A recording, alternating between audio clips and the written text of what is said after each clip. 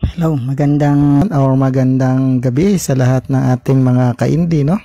Samahan niyo po ako muli sa ating paghahayag ng katotohanan para po sa ating pananampalatayang Katoliko, no? So, samahan po ninyo ako upang sama-sama po tayo sa ating live streaming dito, no? Salamat din po at naway bigyan tayo ng magandang signal ng ating Panginoon sa araw na ito. At ganoon din po doon po sa mga manonood po ng ating live streaming, no? Maraming salamat po sa inyo, at kung okay po yung ating audio or yung sound, paki-shoutout po. So maraming salamat po, at gabayan po tayo ng ating Panginoong Diyos sa araw na ito upang ihayag po natin ang katotohanan para sa simbahang Katoliko. Samahan niyo po si Brother Melchor, no? Para po sa ating maganda at maayos na talakayan po sa araw na ito. Naway bigyan tayo ng magandang signal. Paki-shoutout nyo lang po kung okay po yung ating sound bago po tayo magpatuloy, no? Paki-shoutout nyo po.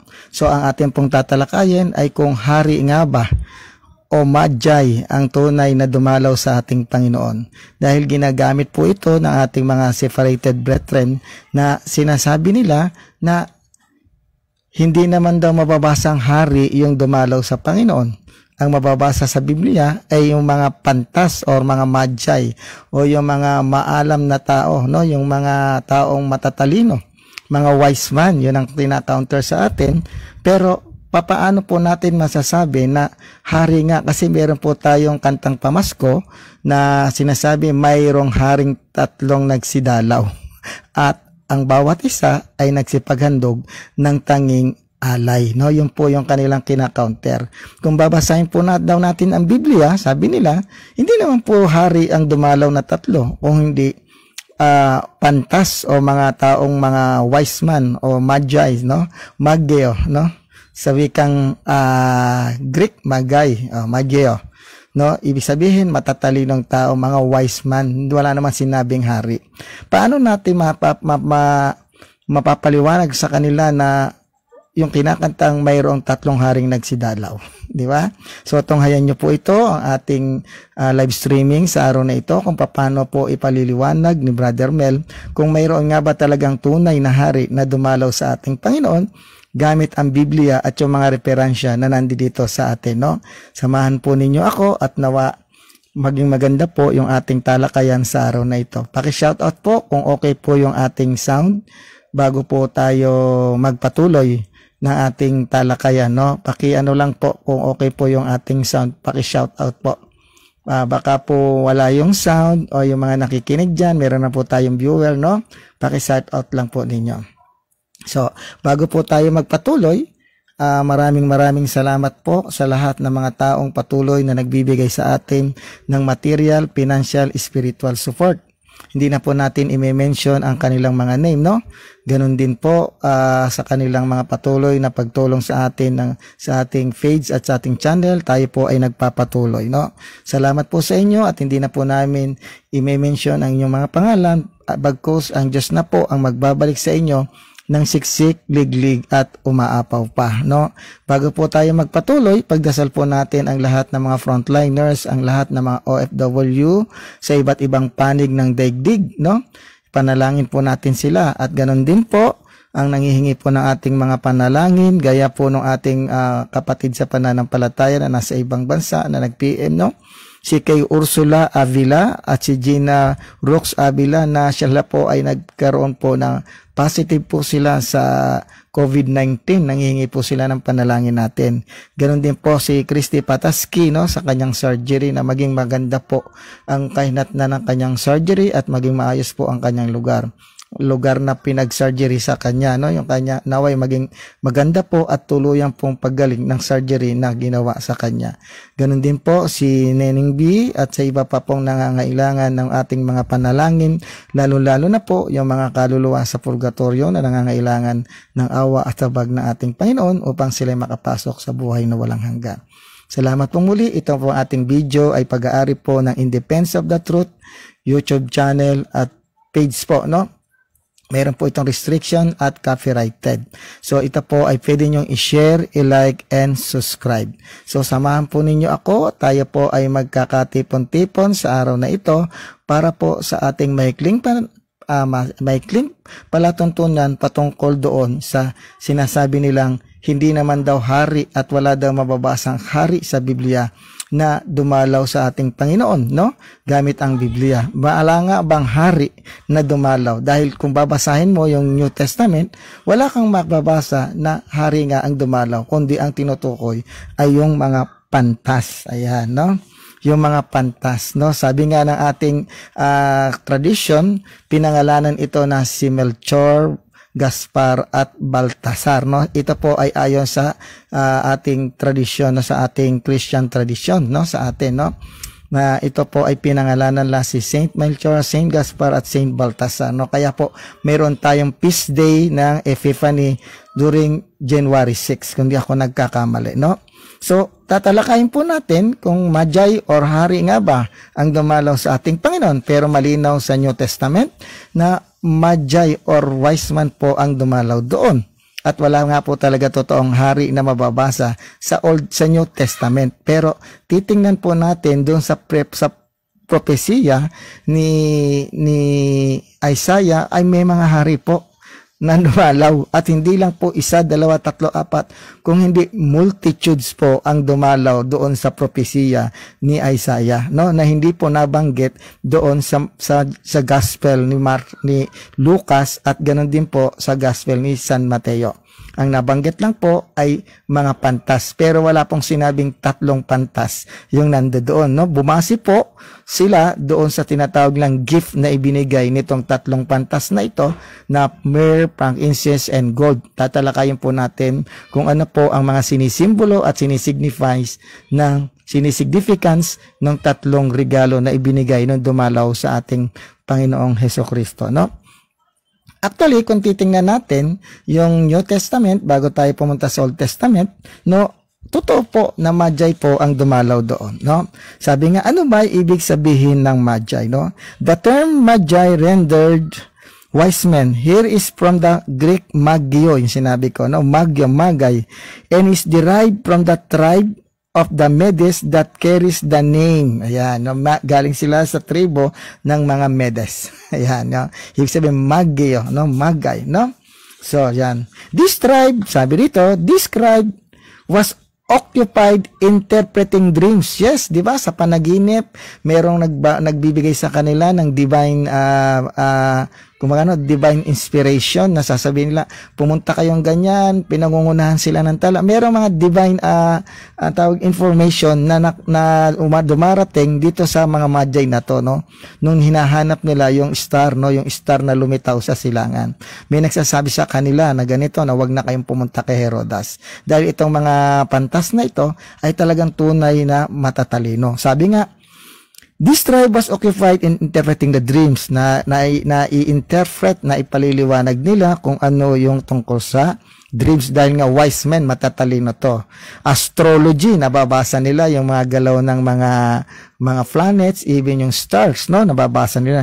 And the religious rites of their people, no, alam din nila yan kasi mga wise men sila, no?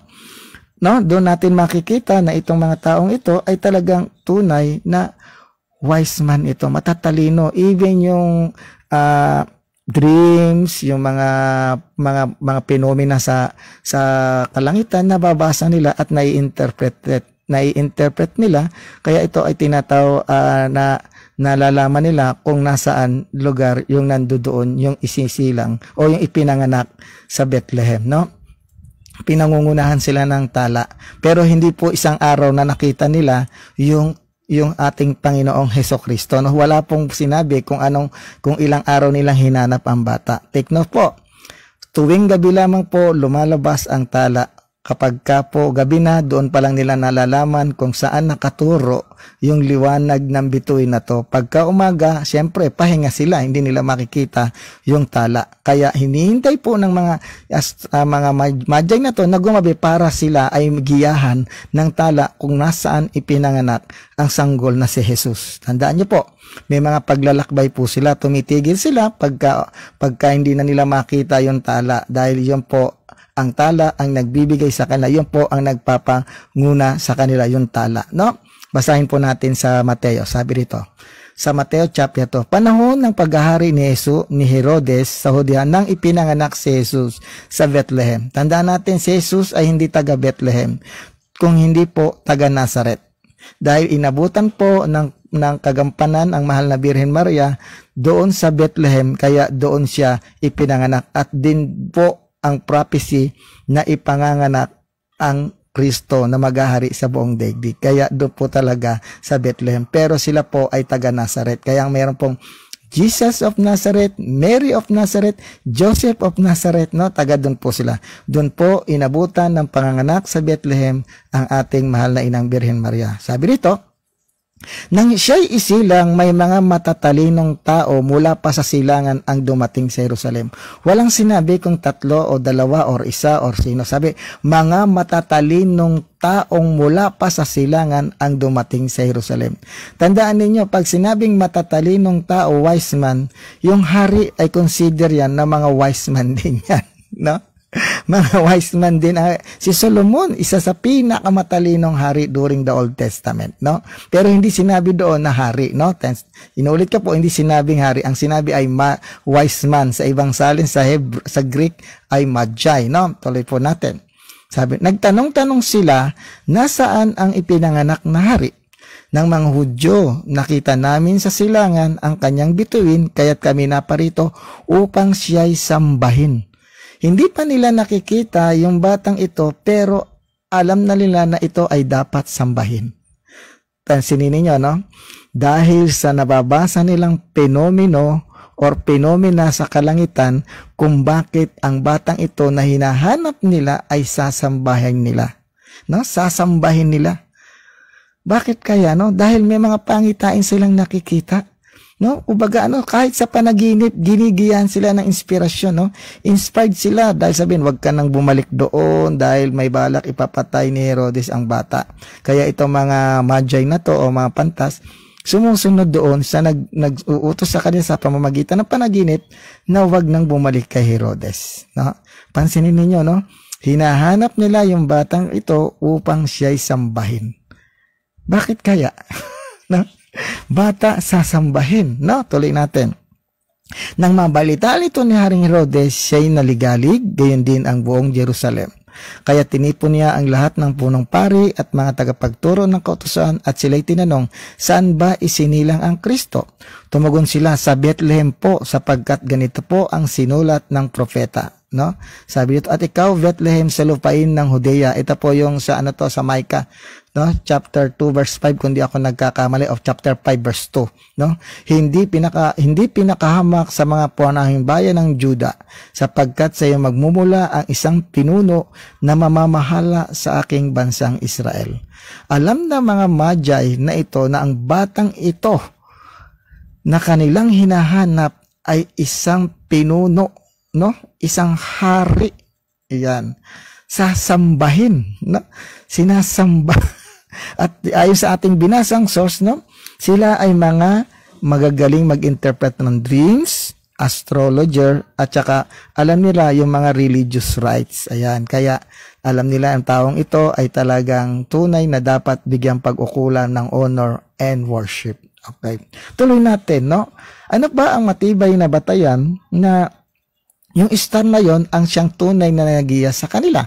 Take note, ito pong mga magi na to, hindi po ito mga Hudyo, no? Hindi po ito mga Hudyo. Sila po ay yung tinatawag na mga sabihin na natin Gentiles, mga Hentil o mga proselytes, no? Sila po iyon, no? Hindi po sila mga Hudyo, pero alam nila na ang batang iyon ay isisilang na isang pinuno at dapat sambahin dahil nababasa nila yung phenomena na isinesenyas o simbolo na kanilang nakikita doon sa kalangitan, yung star, no? Saan yun? Ano po ang magiging batehan natin doon? Ito po, kung babasahin natin, dito po sa Numeros chapter 24 verse 17, ang sabi, a star shall rise out of Jacob, and a scepter shall rise out of Israel. Ayan, no? Doon pa lang yung prophecy na yun, nasa pamamagitan ng star na yun, na magmumula ang scepter mula sa bayan ng Israel. Wala nang iba. Kaya alam nila kung ano ang ibig sabihin yung star na nakita nila during that time. Kaya ito ay pinuntahan nila. No? At dapat nila itong puntahan dahil sila, ano sabi nila kay Herodes, sasambahin nila, no? Upang siya'y sambahin. Okay. Okay, tuloy natin sa 7. Nang mabatid ito, palihim na pinatawag ni Herodes ang matatalinong tao at inusisa kung kailan lumitaw ang bituin, no? Alam ng mga astrologer na to kung kailan lumitaw yung bituin, kaya palihim siyang tinanong ni Herodes. Pagkatapos, sila pinapunta niya sa Bethlehem ng ganito ang bilin. Hanapin ninyong mabuti ang sanggol, kapag natagpuan na ninyo siya, ipagbigay alam agad ninyo sa akin upang ako may pumunta roon at sumamba rin sa kanya. Actually, hindi po totoo na sasambahin ni Herodes itong bata. Kung hindi, ipapapatay niya po ito dahil takot siya na mapalitan siya sa kanyang pagiging hari. Yun po ang kanyang intensyon, no? Kumbaga, ginugood time niya lang itong mga pantas na to. Pagkarinig sa bilin ng hari, sila'y nagpatuloy na sa paghanap. Sila'y pinangunahan ng bituing nakita nila mula sa silangan. Ganon na lamang ang kanilang kagalakan nang makita nilang tumigil ang bituin. Actually, yung bituin po, hindi po yung umaandar, no? Nananatiling naka-stay lang po yun, no? Yung liwanag po, no? Yung liwanag po ng bituing tinutukoy nito, yun po ang kinakanilang sinusundan. Hindi po yung na sinabing nangunguna at sinusundan nila yon, no? Yung liwanag po nito, no? Baka magkamali po tayo ng interpret, no? Ang sabi dito, tumigil ang bituin. Ibig sabihin, pag sinabing tumigil, ibig sabihin naglalakad, no? Hindi po ganun po ang interpretation nun. Ibig sabihin, yung liwanag ng bituin na kanilang sinusundan, ang pinakadulo noon, nandoon po yung batang ipinanganak, no? Nakita nila doon, no? Nakita nila at pumunta sila roon. Kaya sabi dito, pinangunahan ng bituin. Okay, so nawala po yung ating video, no? Pasensya na po kayo, naputol po yung ating signal. So tutuloy po natin, no? Nawala po yung ating yung pong ating signal, nawala, so naputol po. Pasensya na po kayo, no? Idudugtong po na lang natin, no?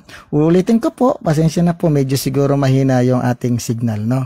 Okay, naway bigyan tayo ng Panginoon, ng Diyos, na ating magandang signal sa araw na ito.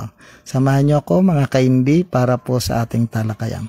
Ulitin ko po, wala pong tinuturo ang simbahan na 3 hari nga yung nagsidalaw. Ayon po sa ating CCC, sasabihin ko po sa inyo na hindi po 3 hari ang tinuturo ng ating magisterium. Pasensya na po kayo, nawala po yung signal, no?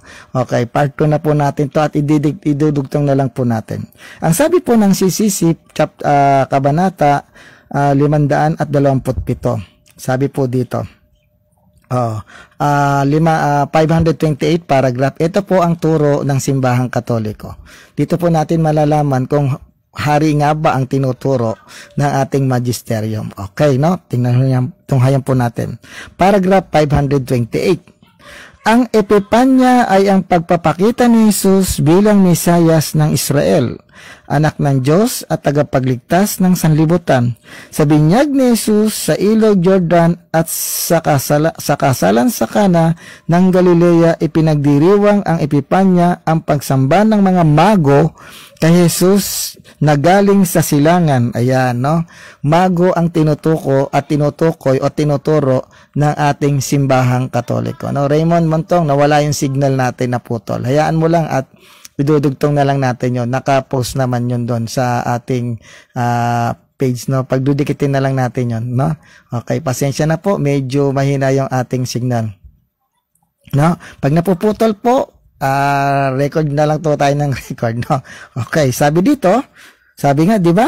Ang Epipanya ang pagsamba ng mga mago kay Jesus na galing sa silangan. Ayan, Mateo chapter 2 verse 1 yun in the following verse. Sa mga mago, hindi sinabing sa mga hari. No, ito po kung meron kayong Catechism of the Catholic Church, tahasan pong tinuturo ng ating simbahan, hindi po hari.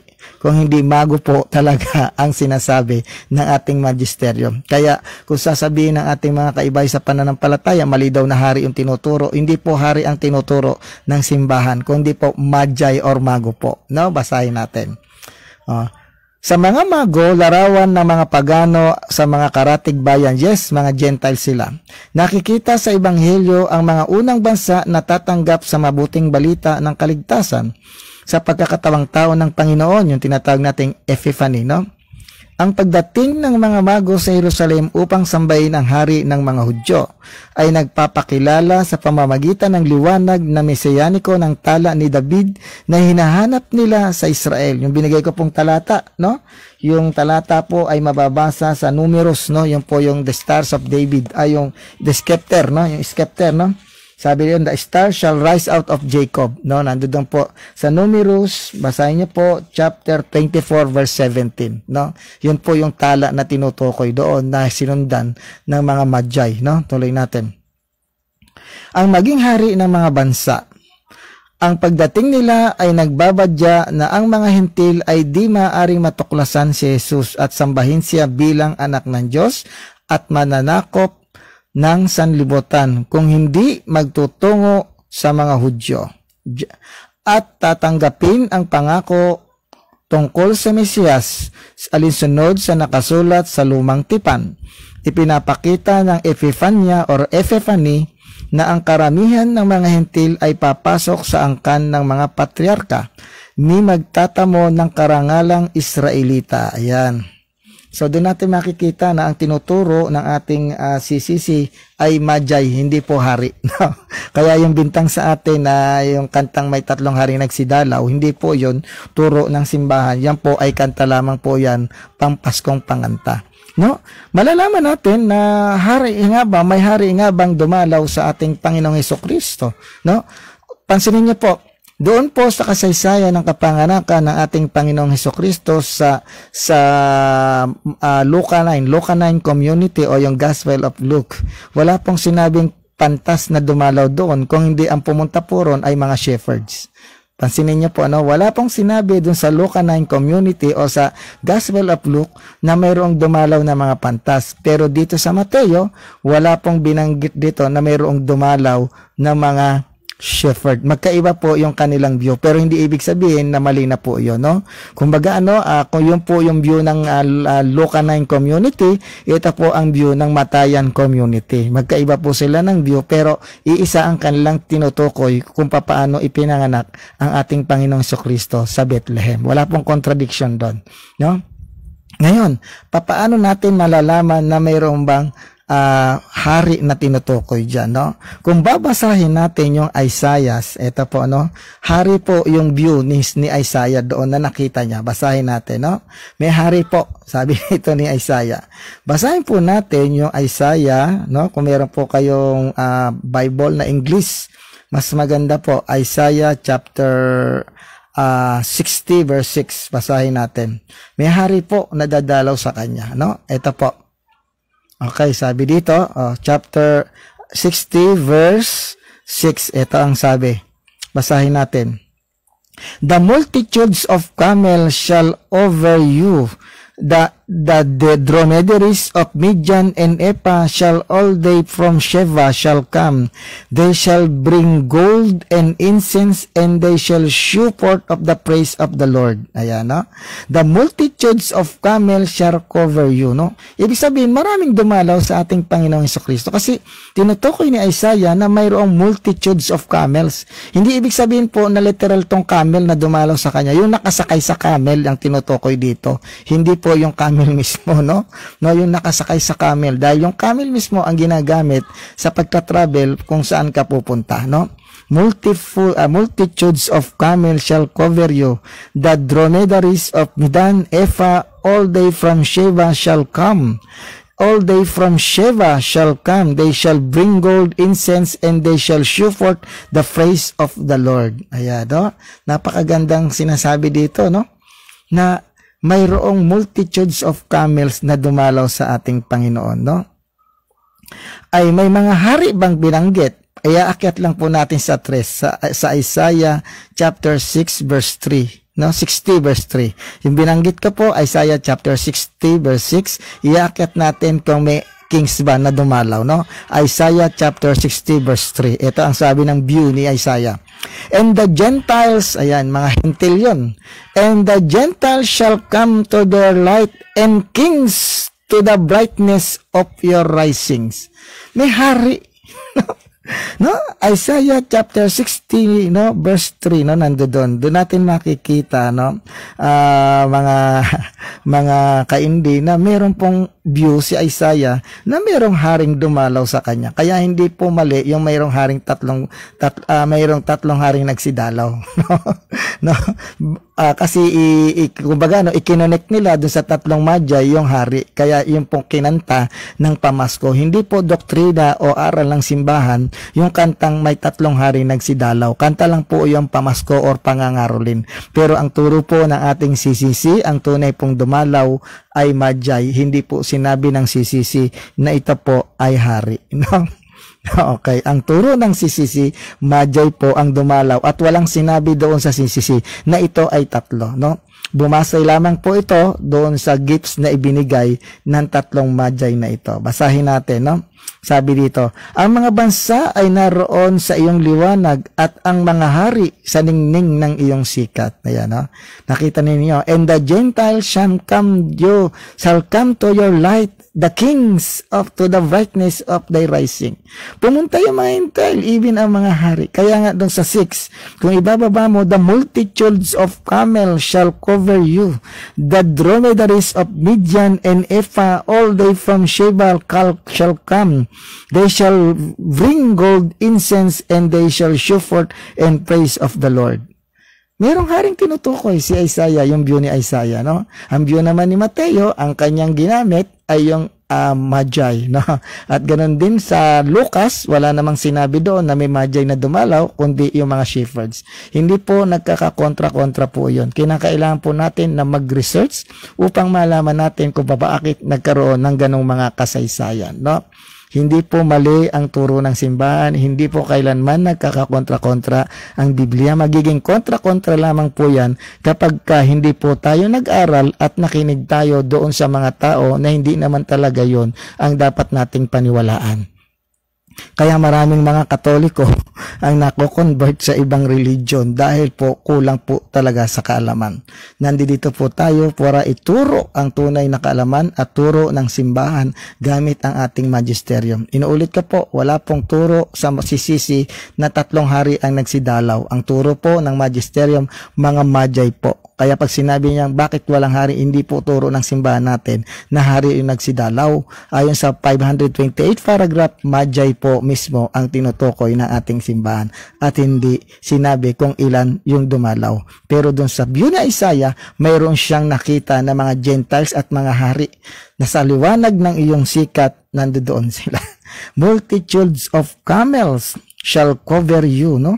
Maraming multitudes of camel. Ibig sabihin yung mga sinakyan nito, yun yung mga dumalaw. Yung camel kasi, yung inuulit ko, yung camel kasi yung ginagamit lang pang travel during that time.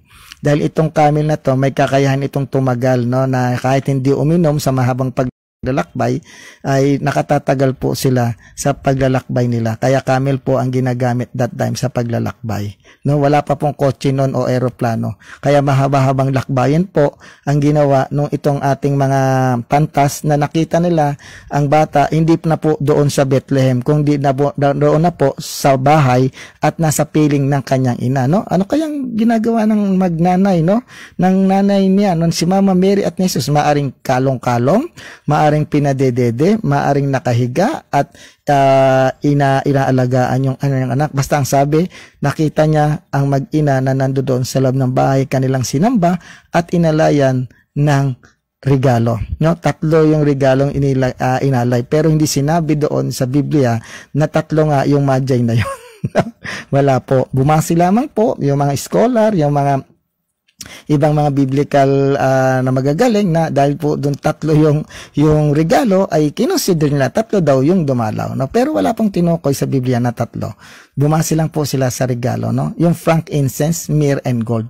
Ano ba ang sinisimbolo at bakit po ito ang daladala ng mga magi? Uulitin ko po sa inyo, no? Ang daladala po ng mga magi ay symbolical po yung mga regalong ibinigay nila sa Panginoon dahil kilala at alam nila kung ano ang katauhan, kung ano ang kalidad ng kanilang sasambahing bata. Kaya po sila nagbigay ng ganong mga regalo. Okay. Ang simbolo ng regalo nila, ito po, no? Take note, gold. Gold was reserved for royalty, no? Jesus was to be born King of the Jews. Ang ginto ay sumisimbolo sa isang royalty, no? Sa isang majesty, no? Kaya yun po ang inandog, gold. Kapag hinandogan ka ng gold, ibig sabihin, you are a king. You are a royal majesty, no? Pangalawang hinandog, sabi dito, frankincense. Ano ba yung frankincense? Yung insenso po na ginagamit po sa paghahandog ng mga pari. Tandaan natin, si Kristo po, si Jesus, ay punong saserdote mula sa pagkapari, punong pari ni Melchizedek. See? Kaya alam nila kung anong kantidad or quality ng batang ito. Bilang hari, bilang pari, at bilang manunubos. No? Yung frankincense po, ginagamit po yan ng mga pare na naglilingkod sa loob ng tabernakulo, nag-aalayan. Yan. Yan po ang significance ng kanyang mga regalo. Ano naman yung mira? Yung mira ay kumakatawan po yan kung papaano ang isang tao kapag namatay ay binabalsa mo at nilalagyan ng mira. Doon yung mira na yon ay simbolo ng pagtubos ng ating Panginoong Hesukristo sa ating mga kasalanan na ang kanyang buhay ay kanyang ibibigay para po sa katapusan. Bilang hari, bilang pari, at bilang sakripisyo na iaalay niya ang kanyang buhay. Yun po ang sumisimbolo sa tatlong regalo ng mga pantas na dumalaw sa Panginoon. Gold bilang hari, isang insenso bilang isang paring maghahandog, at mira bilang isang magbibigay katubusan. Dahil ang mga tao po pag namamatay noon at pag inililibing, nilalagyan po nila iyon ng mira, no? Pag inililibing, no? Para hindi po basta-basta madikid at saka yung amoy noon ay hindi malansa or mabaho. Ayun po ang sinisimbolo nung iyon.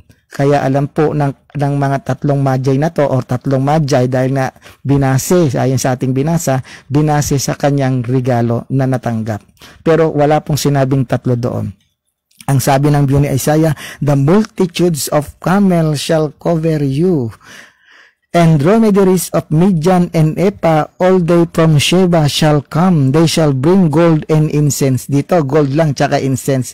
Pero doon sa view ni Mateo ay mayroon ng mira. No?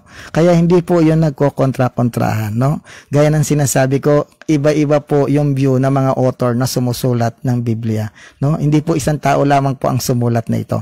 Kung ano po yung kanilang natanggap bilang deposit of faith, yun po ang sinusulat nila. Kung yun ay natanggap ni Mateo na nandoon, na ganun ang pagkakasalaysay sa kanila, ni Mateo, nung Matayan community, yun po ang isinulat nila. Kung ano naman po yung salaysay na natanggap ng Lucanine community, yun po ang kanilang sinaysay. Pero hindi nangangahulugan na nagko-kontra-kontra po yon.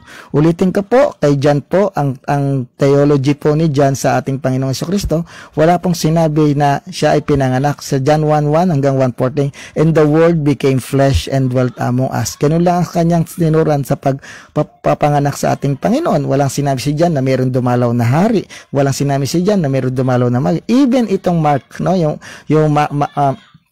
Markan community, walang inilarawan kung papaano isinilang ang ating Panginoong Hesukristo. Hindi po nangangahulugan na magkakontra-kontra na po sila. Yun po ang kanilang mga view during that time kung papaano ang Messiah ay dumating sa ating upang tayo'y iligtas. Meron pa tayong isang sa Salmo, no? Salmo 72, no? Verse 10, basahin din natin, no? So, sa Salmo 72, verse 10, ulitin ko po sa inyo, no? Hindi po turo ng simbahan yung tatlong hari, no? Ang pinagdiriwang po natin ay yung Epiphany, yung pagpapakita ng ating Panginoong Diyos doon sa kanyang mga bisita sa kanilang bahay. Yung po January 6, no? Even po itong mga Orthodox o yung mga Eastern Church, no, naniniwala din po sa pangalang Melchor, Gaspar, Baltasar. No, yan po ay tradition po ng mga early Christian. At kung gusto niyo pong malaman ang pangalan ng tatlong ito kung saan kinuha, doon po sa Proto-Evangelion of James, nandoon po yung pangalan nila. No, mababasa niya po doon. Okay, no? Sa Salmo 72:10. Although yung pong yung Proto-Evangelion of James, hindi po sinasabi na yun po ay canonical. Gaya na sinabi ko po, non-canonical. Pero yung pangalan po nila, nandoon po. Si Melchor, si Gaspar, at si Baltasar, no?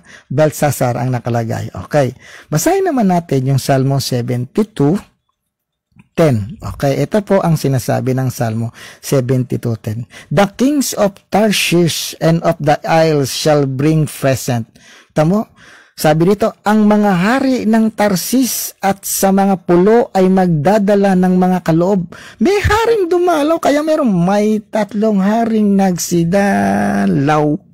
Merong tinutukoy si Isaiah sa kanyang prophecy na mayroong dadalaw na hari. No? Sabi dito, ang mga hari ng Tarsis, sa English po, Englishin po natin, the kings of Tarshish, hindi po Tarshish, no, sa buhol po yun, Tarshish. The kings of Tarshish and of the isles will bring presents. The kings of Sheba and Seba shall offer gifts. So, napakalinaw, no? Ang mga hari ng Tarsis at sa mga pulo ay magdadala ng mga kaloob. Ang mga hari sa Sheba at Seba ay maghahandog ng mga kaloob. No? Nakita mo yung Salmo, meron din siyang view na mayroon talagang hari na maghahandog sa ating Panginoong Hesukristo. Pero dito, ang view ni Matayan o ng Matayan community ay mga pantas or wise man. Tandaan niyo po, ang mga wise man ay hari, wise man din po ang hari. No? Matatalino rin po ang mga hari, gaya ni Solomon, na isang pinakamatalino hari sa balat ng lupa na nabuhay sa panahon ng Old Testament time. No? So, hindi po mali yung kinakanta ng may tatlong haring nagsidalaw. No? Nilagyan lang po nila ng tatlong hari dahil tatlo po yung regaling nandoon. Pero hindi po turo ng simbahan na hari talaga yung nagdalaw doon sa ating Panginoon. Kung hindi, Magi, no? Magi po ang tinuron ng ating CCC, no? Ito po sa magisterium, tinukoy po ng magisterium natin, hindi po hari ang tinuturo, kundi Magi. Kaya yung ating mga kaibayo sa pananampalataya, pag sinabing mali daw na hari, bakit hari? Pinagdiriwang tatlong hari, hindi naman po yun ang nakalagay sa ating CCC, no? Kung hindi Magi po. At ang pinagdiriwang po natin, hindi po tatlong hari, kundi the Feast of the Epiphany. No, hindi po natin pinagdiriwang yung kaarawan ng tatlong hari, kung hindi yung pagpapakita ng ating Panginoon doon sa tatlong Magi, yung tinatawag nating Feast of the Epiphany sa darating na January 6. At yun po ang aking kaarawan dahil ang pangalan ko po ay Melchor. No, yun po, no. Salamat po at nakapagbigay po ako sa inyo ng magandang kaalaman kung paano natin i-debunk yung sinasabing wala daw dumalaw na hari. Meron po sa Salmo, nandoon yung view ng salmista at nandoon din ang view ni Isaiah na may mga hari, no? Napakaganda ng view ng Salmo 72, no? 72:10, no? The kings of Tarshish, sa Tagalog na lang po, ang mga hari ng Tarsis at sa mga pulo ay magdadala ng mga kaloob. Ang mga hari ng Sheba at Seba ay maghahandog ng mga kaloob. Ayan, no? Nakikita natin, no? Dito natin makikita kung paano po tayo dapat magbasa, magsaliksik upang malaman natin kung paano po natin ididepensahan ang ating pananampalatayang Katoliko. Huwag po basta-basta maniniwala na pag sinabing wala naman mababasa sa Biblia na hari yung dumalaw, no? Doon sa mga view nila, kanya-kanya po sila ng mga view, no? Iba yung view ni Mateo, iba yung view ni Lucas. Sa San Lucas po, ulitin ko po, wala pong view si San Lucas na mayroong Magi na dumalaw. Ang pumunta po doon sa sabsaban ng pinanganak ang bata ay mga shepherds o mga pastol, no? Na mga nagpapastol yung dumalaw, no? Nasaksiyan nila na nandoon yung bata at nakabalot ng lampen, no? no? Binalutan po 'yon, no? So actually, kung ating titingnan yung kostumbre ng mga Hudyo, no? Pagka ang bata pinanganak, inaano po 'yan, inaanuhan ng asin, no? Nilalagyan ng asin yung bata, hinuhugasan ng asin at saka binabalot po 'yan. Yung parang minamamify yung buo nilang katawan, yung mukha lang ang nakalitaw. Para yung kanilang mga buto, yung kanilang mga kanilang structure ay maging maganda pag sila ay unti-unting lumalaki. Yun po ang kostumbre nila, no? Hinuhugasan nila ng asin yung batang bagong panganak. Wala mang mababasa sa Bible yan, pero yun po ang kostumbre at tradisyon ng mga Hudyo kapag ipinanganganak nila ang mga batang babae man or lalaki. No, walang mababasa sa Bible yan, pero yun po dapat din nating malaman yan. No? Okay, so mapakaganda po, no? Naway ito pong ating palatuntunan ay makapagbigay linaw para sa lahat po ng ating mga pananampalataya na dapat nating ipagtanggol. Lalo-lalo na po doon sa mga Katoliko na kapag inatake, sasabihin walang ganito, walang ganyan, maniniwala agad. Bago po tayo maniwala, dapat po magsaliksik po tayo, mag-aral po tayo kung paano natin palalalimin ang ating pananampalataya. Ulitin ko po, wala pong tinuturo ang CCC natin na 3 hari or hari yung dumalaw. Ang tinuturo po ng simbahan ayon sa ating magisterium or CCC, mga Magi, no? Magi po ang dumalaw. Ayan, malinaw na malinaw. Kaya pag sinabi lang, bakit tinuturo sa inyo ay 3 hari? Sa kanta lang po iyon, no? Ng mga Christmas song. Pero sa CCC po namin, hindi po 3 hari ang tinutukoy doon, kundi mga Magi, mga pantas. Napakaganda po ng talatang ibinigay natin sa Salmo. Sinabi mismo, tahasang sinabi na ang mga hari ay maghahandog ng kaloob sa kanya, no? Sabi doon, ganun din sa Salmo, chapter 60, verse 3, then 6, no? Mga hari at saka multitudes of camels. Yun ang mga sakay ng multitudes of camel, no? Mga hari.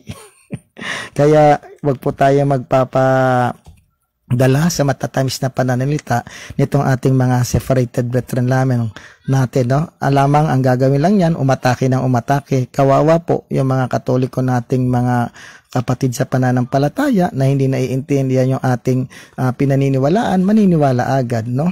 Doon po nakasalalay po ang ating pananampalataya sa ating pag-aaral, no? Kahit po tayo ay Katoliko, kung hindi naman po natin inaaral ang ating pananampalataya, ay useless lang po ang ating pagiging Katoliko. Dahil kung hindi mo po alam ipagtanggol ang iyong pananampalataya, ay madali kang makumbinse, no? Yung iba nga, no, mga titulado pa, mga professional, pero makarinig lang ng ibang salita doon sa ibang nangangaral, lilipat na agad. So sayang po yung kanilang pagiging professional. Dapat po bago po tayo lumipat, bago tayo umalis sa ating pananampalatayang Katoliko, magsaliksik, mag-aral po tayo at ating pong intindihin. Kaya nga po meron kaming YouTube channel na ginawa, no? Hindi pa po namin ibang nalalagyan, medyo busy pa po kami. Kaya gagawa lang po namin. Asahan nyo po, by January magkakaroon na po yon ng maraming laman at lalagyan po namin. Kaya mag-share, mag-subscribe na po kayo. Faith Seeking and Understanding. Yung ating pananampalataya ay ating sasaliksikin at ating iintindihin. Kaya Faith Seeking and Understanding, no? Naway makapag-live din po tayo doon pagdating ng araw ay makakumpleto tayo doon ng ilang subscribers. Pagka pwede na tayo mag-live, magla-live din po tayo. Sa next month, pwede na po tayo mag-live siguro mga 4th week ng February, malilip na po yung ating ban at yung ating ban sa pagla-live doon. Dahil nagkaroon nga kami ng penalty, magkita-kita na po tayo doon. Doon na po tayo magla-live, no? Sa next year ng January, no? Mamawala na po yung lit ng aming ban, no? So maraming salamat sa inyong lahat, mga kaindi, lahat ng sumusubaybay dito. Nawa yung maikling kaalaman, yung kaunting kaalaman na aking ibinahagi ay makapagbigay lalim at makapagbigay matibay na pananampalataya para sa ating lahat. Nang sa ganon, ang ating pananampalataya ay maging matibay at maging matatag. Anuman ang dumating na mga atake, mga dumating na mga paninira, ay atin po itong isasagutin. Salamat po sa inyong lahat. Muli, Merry Christmas, advance, and Happy New Year sa inyong lahat, no? At ganoon din po, hanggang ngayon wala pa ring nagsesend ng ating the family that prays together, stays together. Okay lang po 'yun, no? Walang pong problema, no? So may paggagamitan naman po tayo noon kung saan natin ibibigay 'yon, no? Hindi na po namin sinasabi dito yung aming mga ginagawang corporal works of mercy, no? Hindi po namin ibinibidyo, hindi po namin ipinopost kung ano man po 'yon, no? Ito po ay nananatiling nakatago at ito po ay aming ipinapakita lamang doon sa mga tao na tunay nga na maayaw ipabanggit ang kanilang pangalan kapag sila ay tumutulong sa atin, no? Hindi po dapat talaga natin binabanggit ang kanilang pangalan. Kaya saludo po ako sa mga taong yan, no? Maraming salamat sa inyo. Pagpalain kayo ng ating Panginoong Hesus. Maging maligaya po at maging masagana po ang ating Pasko at ang ating bagong taon. Hanggang dito po muli, maraming sa inyong lahat. Bukas po, mayroon po kaming debate. Kasama ko po doon si Philip Cesar. Okay. Sabi nga ni Philip Cesar, shout out daw doon sa Saint Mary, no? Sa Kawit, Cavite, no? Sabi niya dito, no? Basahin natin. Kung konti anyari bro, na naputol tayo. Keep on going bro, dito lang kami. Sabi ng ating kaibigan. Nawala live kanina bro. Yes, nawala. Na ano yung signal naputol. So naputol yung ating signal kanina, no? So salamat ng marami sa inyong mga pagsubaybay sa amin at patuloy po namin kayong bibigyan ng mga kaalaman patungkol sa ating simbahang Katoliko, no? Uulitin ko po. Ang pinagdiriwang po natin sa January 6, no? Hindi po ang Three Kings, kung hindi Epiphany, no?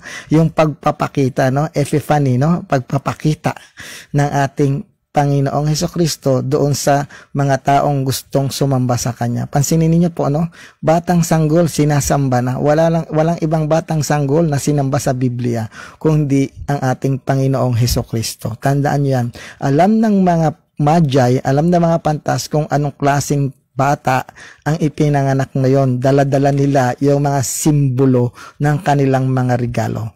Gold, frankincense and myrrh. Alam nila kung ano yun dahil sila ay nakapagbabasa ng mga panaginip, nakakabasa ng mga phenomena at nakakaalam ng mga religious rite during that time. Kaya po tinawag silang mga pantas, no? Diyan po salitang nanggaling yung magay, yung magus o mga magician daw. Yes, no, magus, no? Okay, diyan po nanggaling yung salitang magic. Pero hindi po sila yung nagma-magic na mga sorcerer, no? Yung mga sorcerer, iba po yun. Bad father po yung mga sorcerer na gano'n, no? Yung ginagamit yung magic sa masamang gawain. Sila po hindi, no? Gusto nilang matagpuan yung ipinanganak na pinuno na maghahari sa buong daigdig, no? Yun ang gusto nila, no? Hindi po ibig sabihin pag sinabing magician ka, iba po yung magician na sinasabi natin na mga tricks, no? Hindi po totoong magic yun. Nakikita natin sa TV, hinahati yung katawan, nakakaganyan. Hindi po, mga tricks lang po yun. Walang pwedeng gumawa nun kundi ang Diyos. Kung mayroong mga nakakagawa nun, that is the diabolic, no? That is a diabolic power. Hindi po ganoon ang Diyos, no? Ayon ang Diyos na nanlilin lang sa pamamagitan ng magic, no? Okay, so maraming salamat po. Hanggang sa muli nating pagla-live sa darating pang mga araw at ating pong ipagtatapik ay yung December 25, Christmas, no? Kung meron bang hayop doon nung pinanganak ang ating Panginoong Hesukristo, tatalakayin po natin yan sa darating na December 25. Kung meron bang hayop na nakita doon. So kahit hindi pa po December 25, aadbasan na natin, no? Mga 23 or 22 or 24, maglalay po tayo. Titingnan natin sa Biblia kung meron bang mga hayop ba na tinutukoy nung pinanganak ang ating Panginoon. Dahil kasi pansinin niyo, no, doon ang ating Panginoon ay ipinanganak doon sa, sabi ng mga dalubhasa, sa cave, no? Hindi sa bahay talaga, sa cave. Malapit doon kung saan sinalin ni St. Jerome yung Latin Vulgate, no? Doon po sa Bethlehem, no? Sa cave daw, no? Doon din po. At nandoon po yung Star of David. Kung pupunta kayo ng yung simbahan, Church of the Nativity, nandoon po talaga. Dati pong cave yun, ginawang Church of Nativity. Doon po talaga pinanganak ang ating Panginoong Hesukristo. Meron bang mga hayop doon? Tatalakayin po natin gamit ang mga sitas at talata ng Biblia. At sino po, no? At sino po ang nagbigay ng impormasyon kung paano ito ipinanganak. Tandaan po ninyo, no? Bibigyan ko na po kayo ng magandang idea. Itong mga shepherds na to na dumalaw, ikinuwento po ito nila sa kanilang mga ninuno. No?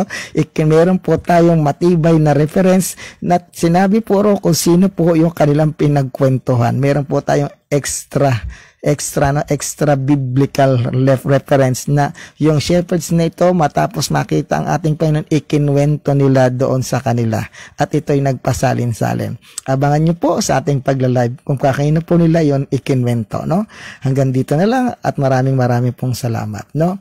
Muli, ito po si Brother Melchor na nagsasabing tindigan ang tama, ipaglaban ang katotohanan. Salamat po sa inyong lahat. Samahan po ninyo kaming muli sa ating paghahayag sa susunod na ating mga live streaming. Hanggang sa muli, God bless us all. Advance Merry Christmas and a happy prosperous New Year, no? Bukas po may debate kami, no? Ilalive din po natin yung debate yon. Salamat po. God bless us all. Viva Iglesia Católica. Viva Cristo Rey. Ave Maria. Gracia Plena. Amen. Maraming salamat po sa Ama, ng Anak, ng Diyos Espiritu Santo. Amen. God bless us all. Mabuhay po tayong lahat. Amen.